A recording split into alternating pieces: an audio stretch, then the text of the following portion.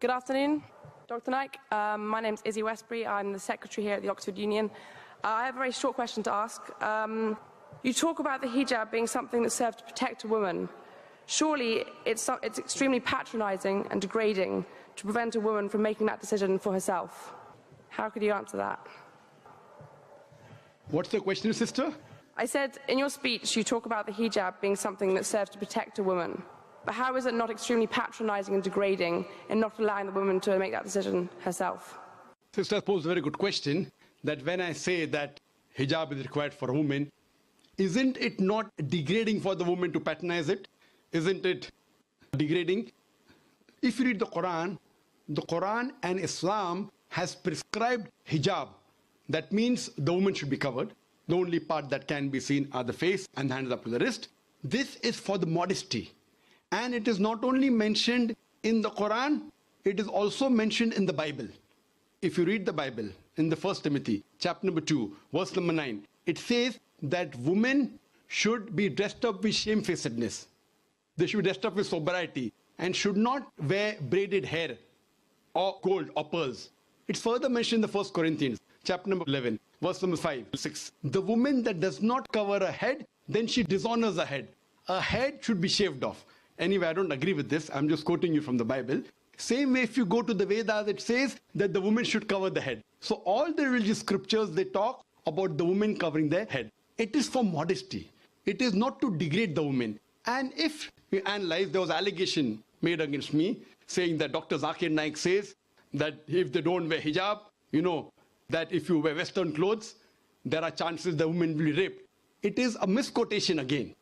What I said, that if women wear revealing clothes, they have more chances of being raped. What I was doing, the same newspaper, Sunday Times, which spoke against me 1 year before, on the March of 9th, 2009, Sunday Times carried an article. In Britain, 1 out of 7 feel that the women who wear sexy revealing clothes, she should be hit. I'm sorry, I don't agree with it. This is the statistics that was given in the Sunday Times on the 9th of March 2009, that in Britain, 1 out of 7 Britishers believe that the women who wear revealing and sexy clothes should be hit. I disagree with this.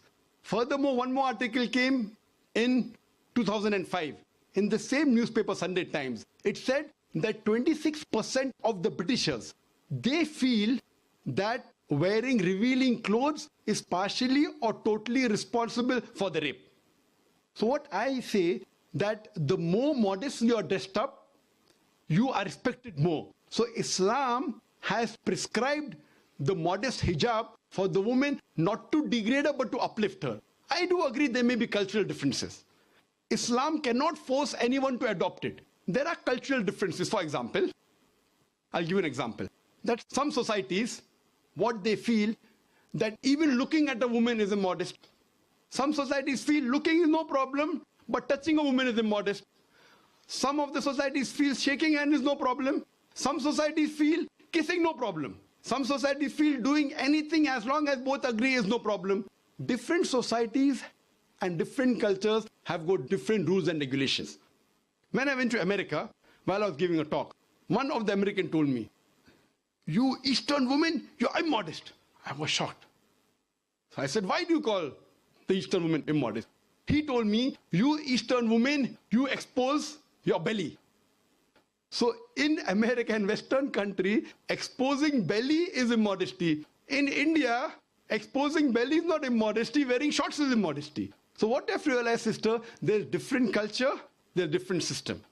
Islam cannot force anyone to adopt. It's clearly mentioned in the Quran in Surah Baqarah, chapter number 2, verse number 256, La ikraha fid din, there is no compulsion in religion. But if some women want to adopt the hijab because they feel modest and they feel respected, I feel no other woman should disagree. And when I've been to UK, I've seen hundreds and thousands of women who do cover their hair and who feel that they are uplifted because of this modesty.